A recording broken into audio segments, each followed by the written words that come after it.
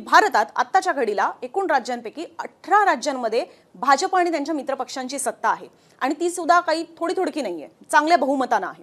आतापर्यंत आपण जर पाहिलं तर प्रादेशिक पक्ष तृणमूल काँग्रेस असेल, डीएमके असेल, शिवसेना असेल, बीआरएस, वायएसआरसीपी किंवा डावे आणि आम आदमी पक्षासारख्या सुद्धा पक्षांची आपापल्या राज्यांमध्ये सत्ता होती। तेवढे आमदार सुद्धा असल्याने त्यांना किंवा चांगल्या संख्येने आमदार असल्यामुळे त्यांना राज्यसभेवर सुद्धा खासदार हे चांगल्या संख्येने पाठवता यायचे। आता मात्र ह्या सगळ्या पक्षांनी आपापल्या राज्यात सत्ता गमावलेली असल्यामुळे आमदारांची संख्या सुद्धा त्यांची आटलेली आहे, फार तुरळक आहे राज्यसभेवर। त्याच्यामुळेच त्यांना खासदार पाठवणं आता तसं शक्य होत नाहीये।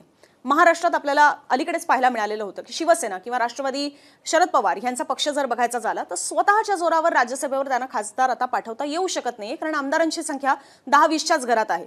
राज्यसभेवर जर खासदार पाठवायचा असेल तर किमान तुम्हाला 40 किंवा जास्तीच्याच आमदारांची गरज लागते, कारण तेवढा जास्तीचा कोटा असतो। 40च्याच वर बऱ्याचदा आपल्याला कोटा पाहायला मिळतो।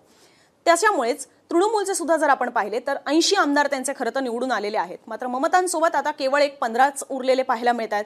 अशात इथून पुढे ह्या पक्षांना राज्यसभेवर मोठ्या संख्येने खासदार पाठवणं हे जवळपास अशक्यच झालेलं आहे।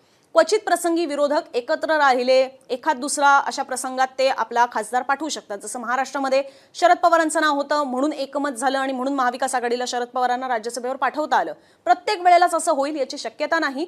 परिणामी विरोधकांची जी राज्यसभेवर खासदार पाठवण्याची संख्या आहे ती आता हळूहळू कमीच होत जाणार आहे। काँग्रेस सारखा पक्ष जो आहे तो मात्र हे मोमेंटम अजूनही कायम ठेवू शकतो, कारण त्यांची काही राज्यांमध्ये स्वतःची सत्ता आहे। दुसरीकडे लोकसभेतले सुद्धा खासदार हे फुटत चाललेले आहेत। अशात इथून पुढे भाजपला संसदेत विधेयकं ही जर मंजूर करून घ्यायची असतील आणि ते अगदी घटनात्मक दुरुस्तींची सुद्धा विधेयकं असतील तर ते आता किती सहज सोपं होत चाललेलं आहे त्यांच्यासाठी हे ह्याच्यातनं आपल्याला पाहायला मिळते।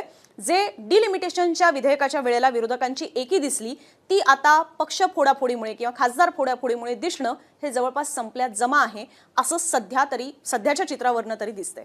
या संपूर्ण राजकारणाबद्दल तुम्हाला काय वाटतं? तुमच्याही प्रतिक्रिया कमेंट बॉक्समध्ये आमच्यापर्यंत नक्की पोहोचवा आणि असेच दिवसभरातले माहितीपूर्ण व्हिडिओ समजून घेण्यासाठी मुंबई तकच्या YouTube चॅनलला नक्की भेट द्या।